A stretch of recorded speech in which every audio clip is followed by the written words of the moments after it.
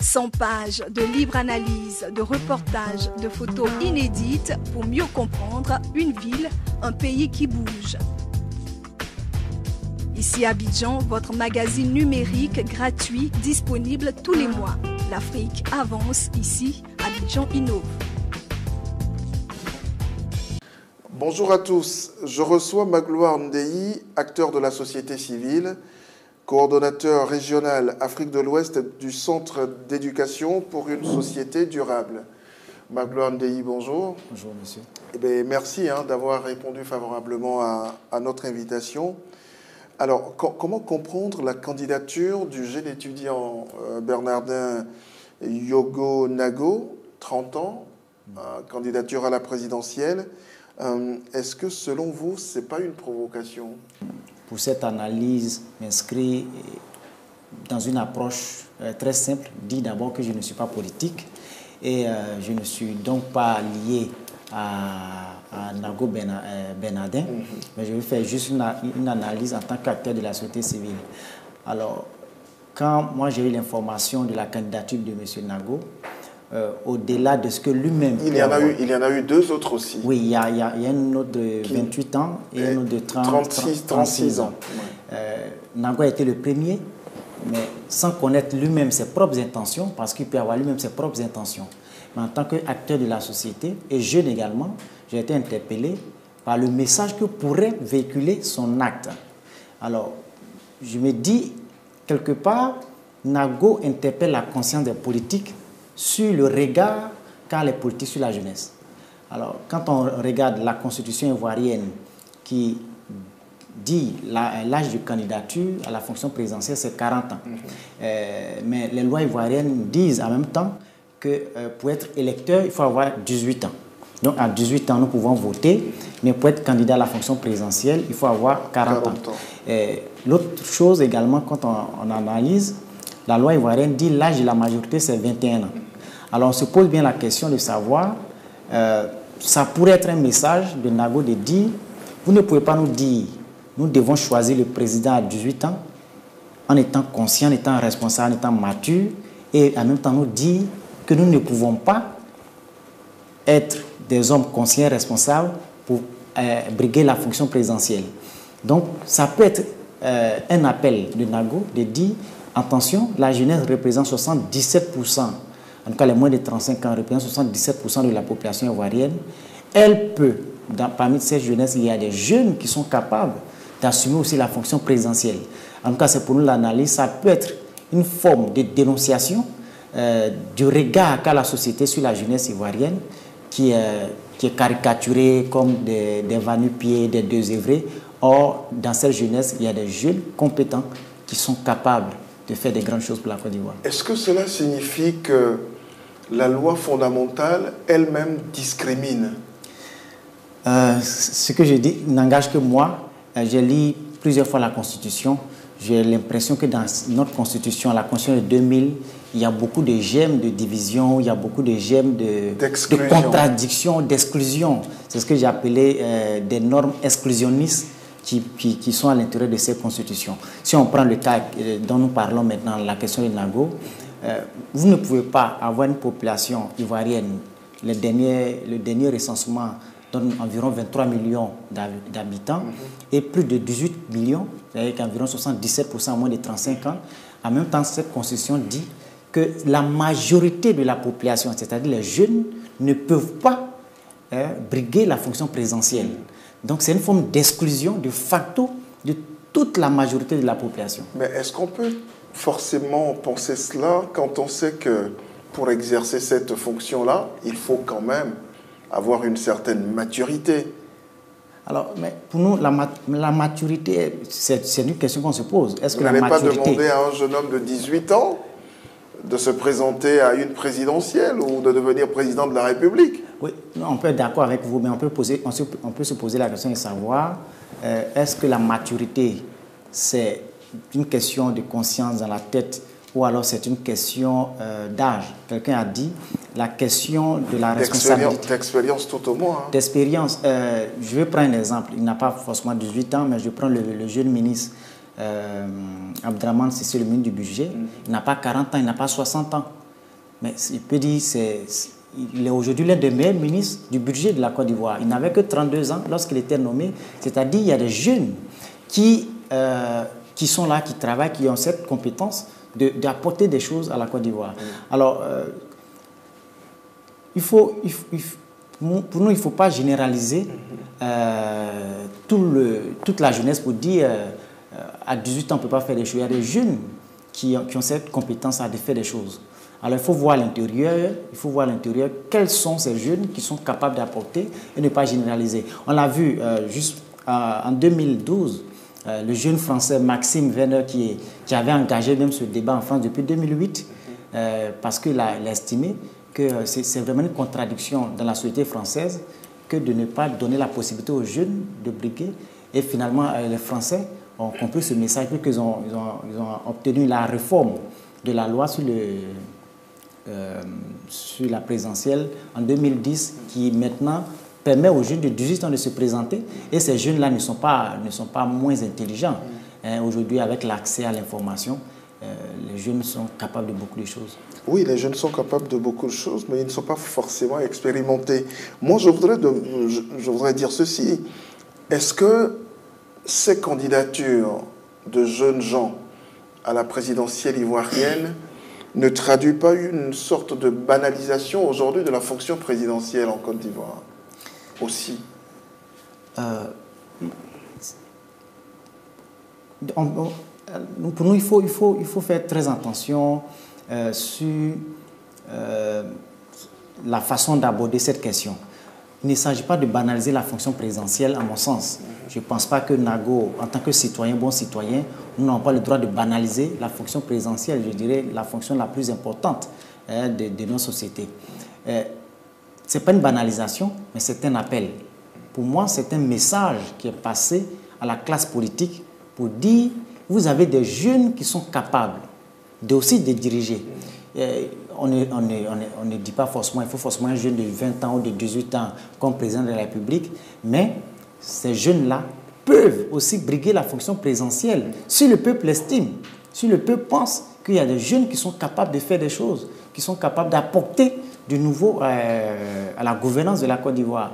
Donc ce n'est pas une sorte de banalisation, mais justement, pour ne pas que ça soit banalisé, il y a des mesures qu'on peut prendre justement au-delà de l'âge, au-delà d'autres choses. Alors justement, j'allais vous demander, pour éviter peut-être qu'on banalise, qu'on tombe dans la banalisation, n'est-ce pas, de la fonction présidentielle, est-ce qu'il ne faudrait pas corser un peu plus les conditions de candidature? Alors, nous sommes d'accord avec vous, seulement c'est comment on corse justement les conditions. Peut-être passer de 20 millions à 50 millions. Ah, mais non, justement, nous ne sommes même pas d'accord sur le cautionnement. Selon le Code civil, l'article 44, 55, je crois, du Code civil, le cautionnement, c'est 20 millions. Mais quand vous prenez une population où pratiquement 50% de la population est pauvre, vous ne pouvez pas avoir pour mesure de filtration des candidatures un cautionnement de 20 millions. Pourquoi? Ça veut dire, en Côte d'Ivoire, si vous n'avez pas suffisamment d'argent, si vous n'avez pas suffisamment de ressources, vous ne pouvez pas être président. Mais non, nous disons, la fonction présidentielle, c'est une question d'idée, de construction de la société. Nous pouvons avoir notre approche. Mais il faut quand même avoir le minimum. Oui, nous sommes d'accord. On ne devient pas président qui veut. Ah ouais. Je ne peux pas me lever aujourd'hui et dire que je vais être président de la République. Ça ne m'intéresse pas pour le moment. Mais je dis, la fonction présidentielle est très importante. Il faut bien entendu avoir des ressources. Mais la fonction présidentielle est plutôt... Il faut avoir la légitimité du peuple. Et cette légitimité-là ne doit pas se mesurer que par l'argent. Ce n'est pas l'argent qui doit être le moyen de légitimation du pouvoir. Ce serait quoi? Alors, en ce moment, les démocraties les plus modernes l'ont présenté. Ça peut être un système de parrainage des candidatures, pour ne pas avoir les candidatures fantaisistes. Mais avant, je voulais même dire, les 20 millions ne posent pas de soucis, ne posent pas de difficultés à certaines autres personnes. Je ne vais pas citer des candidats, mais on a vu en 2010 des gens qui étaient vraiment inconnus de la population, mais parce qu'ils avaient beaucoup d'argent, ils ont payé les 20 millions, ils sont venus se présenter, ils n'ont même pas pu avoir 5%. Mais c'est même là, même déjà 1%. Oui, c'est même après 5 ans, sans avoir fait campagne, sans avoir été proche de la population, ces mêmes personnes reviennent pour être candidates encore parce qu'elles ont l'argent. Est-ce que ça veut dire qu'elles sont légitimes pour gouverner la Côte d'Ivoire? Nous ne pensons pas forcément, mais parce qu'elles ont l'argent, elles sont candidates. C'est pourquoi il faut aller peut-être vers un système de parrainage. Ça peut être par exemple le système de parrainage par les élus locaux, ça peut être des maires, ça peut être le conseil régional, ça peut être des députés, ou même des citoyens qui sont sur la liste électorale. Il faut recueillir la signature, la validation. Ça peut être par exemple 1 million de signatures de lecteurs qui disent nous sommes d'accord que tel soit candidat. Même le parrainage ne garantit pas la crédibilité d'une candidature. Oui, mais ça veut dire déjà que la population, les citoyens sont d'accord que vous soyez candidat. D'abord ça, parce que ça ne vous garantit pas même d'être élu. Mais ça vous donne que la population, les citoyens sont d'accord que vous soyez candidat. Ça, c'est déjà, nous pensons que ça peut être le meilleur moyen parce que, imaginez, les députés, les maires ne valideront pas des candidatures fantaisistes. Ça demande un peu de crédibilité, ça demande un peu de lobbying, aller vers les maires pour dire je veux être président de la République. Ça demande déjà avoir des prédispositions, avoir des compétences. Parce qu'un président, ce n'est pas l'association des quartiers. Il faut avoir cette capacité de négociation, aller convaincre des maires pour dire je veux être candidat, vous devez m'accorder votre onction. Ça demande vraiment de prouver votre capacité de diriger. Alors, je prends à l'inverse votre analyse. Est-ce que le fait que ces jeunes gens déposent leur candidature à la présidentielle, est-ce que quelque part, c'est pas aussi une façon de dire on va faire de la politique, c'est aujourd'hui le plus court chemin pour s'enrichir? Oui, justement, je suis parfaitement d'accord avec vous. Nous sommes contre cette façon de penser que la politique est le moyen le plus court pour s'enrichir. Je ne suis pas intéressé par la politique. Nous ne pouvons faire qu'une analyse de la classe politique, mais tout dépend de ce que la classe politique a présenté aux jeunes. Lorsque des gens qui n'ont aucun parcours d'administrateur, qui n'ont aucun parcours dans l'administration publique ou privée, mais qui, du jour au lendemain, parce que ces jeunes sont capables d'enranger des foules, sont capables de mobiliser des millions de jeunes sur des places, que du jour au lendemain, ces jeunes-là prospèrent, ont de grosses voitures, alors que certains sont restés à l'université, sont restés dans les écoles, à étudier pendant des années, ont des doctorats, et qui continuent, entre guillemets, de galérer. Quand ils voient cela, ils se disent « Ah, donc ça peut être le bon moyen, il suffit de pouvoir mobiliser, de savoir parler, et puis demain d'être riche ou d'être ministre de ceci. » Donc il faut plutôt changer de modèle. Il faut plutôt présenter des modèles de réussite sociale, de bons modèles, je dirais, aux jeunes pour dire ce n'est pas la politique qui permet aux hommes d'être riches, mais c'est le travail qui permet aux hommes d'être riches. Donc c'est plutôt de renverser la situation.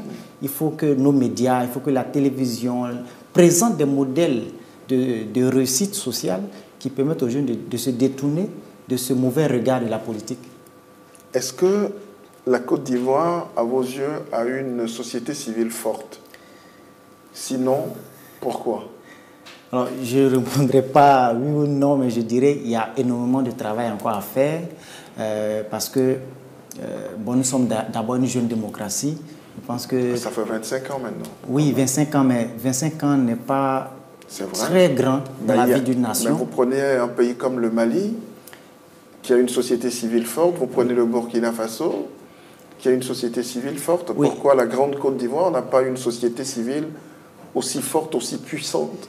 Si elle était puissante, peut-être qu'elle aurait épargné à la Côte d'Ivoire la dernière crise post-électorale. Vous ne croyez pas? Oui, c'est possible, mais il faut, si nous faisons l'analyse aussi, vu simplement sous cet angle, ça serait très simple. Vous pouvez analyser le Mali sous plusieurs angles pour voir pourquoi la société civile est forte. Mais je dirais, dans le cas ivoirien, il y a beaucoup de pesanteurs, il y a beaucoup d'autres choses. Ailleurs aussi. Oui, nous sommes d'accord. Mais peut-être progressivement, je suis sûr et certain, aujourd'hui, nous voyons des leaders de la société civile qui essaient de se démarquer parce que ce qu'il faut comprendre, particulièrement, j'ai été dans quelques pays de l'Afrique de l'Ouest, la particularité en Côte d'Ivoire, nous avons une société fortement politisée. Et c'est là le problème. C'est là le problème. c'est très différent du Togo, par exemple, c'est vrai. Ce n'est pas seulement la société civile qui est fortement politisée, c'est la société elle-même. Elle-même qui est fortement politisée. Aujourd'hui, il suffit de poser, même ta façon de boire de l'eau, ta façon de marcher, on peut te caricaturer pour dire tu es de tel bord, tu es de tel ceci. Ouais.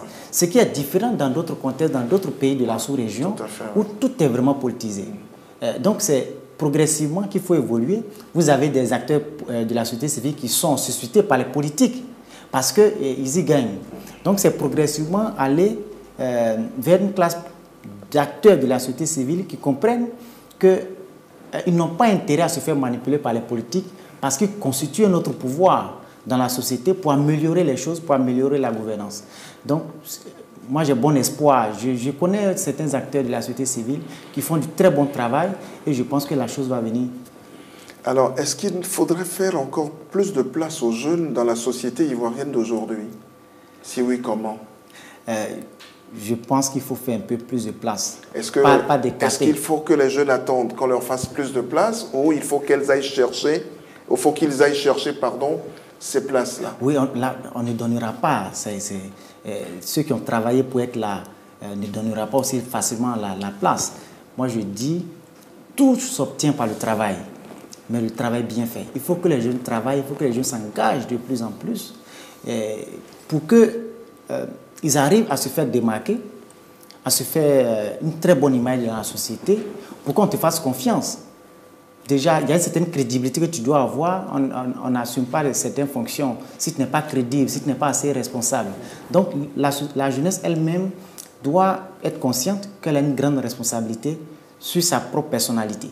Ça doit se faire. Mais de l'autre côté, il faut que les aînés puissent tendre la main. C'est ce que j'ai appelé la gouvernance intergénérationnelle.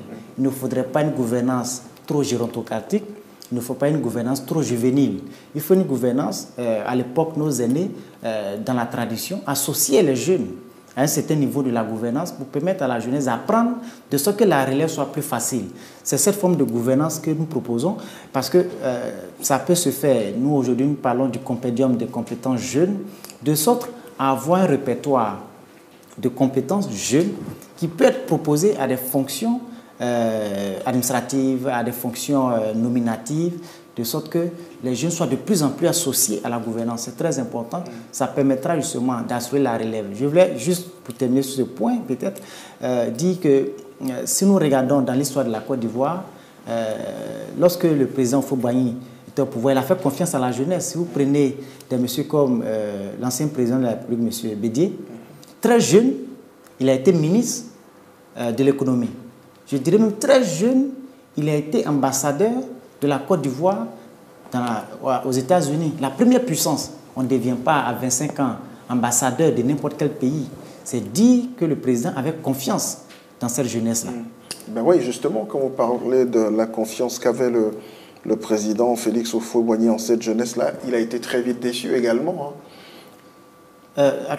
Il a été très vite déçu. Vous voyez le nombre de sociétés d'État qui ont été créées, qui ont été confiées à de jeunes gens, mais qui ont disparu pour cause de mauvaise gestion. Vous vous rappelez? Donc, ça veut dire que c'est bien beau de demander qu'on accorde beaucoup plus de place aux jeunes, mais il faut que les jeunes eux-mêmes se sentent responsables d'un certain nombre de choses. Il y a Théophile Obenga, le philosophe camerounais, qui dit que le devenir est une question de responsabilité. Oui. Et bien voilà. Oui, non, effectivement, c'est pas parce qu'on est jeune qu'on doit nous confier des responsabilités forcément. À tout va. Oui, non. Il faut mériter ces responsabilités. Oui, bien sûr, il faut le mériter. En fait, le message que nous essayons de faire passer, c'est de dire qu'il y a des jeunes. Je ne parle pas de moi, mais je dis, j'ai la chance de rencontrer chaque jour des jeunes. Et souvent, je suis surpris, je me dis, moi-même, j'ai beaucoup à apprendre. Quand j'écoute des jeunes qui sont peut-être moins âgés que moi, quand tu lis certains écrits de certains jeunes, tu dis il y a du talent en Côte d'Ivoire, il y a des jeunes qui sont capables de beaucoup de choses.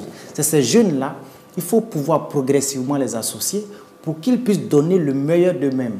Donc on ne distribue pas, ce n'est pas des pains à distribuer, mais il faut faire preuve de responsabilité. Dans votre compendium, vous pensez proposer quoi par exemple? Bon, c'est à l'état de réflexion, hein. Nous sommes toujours dans la réflexion.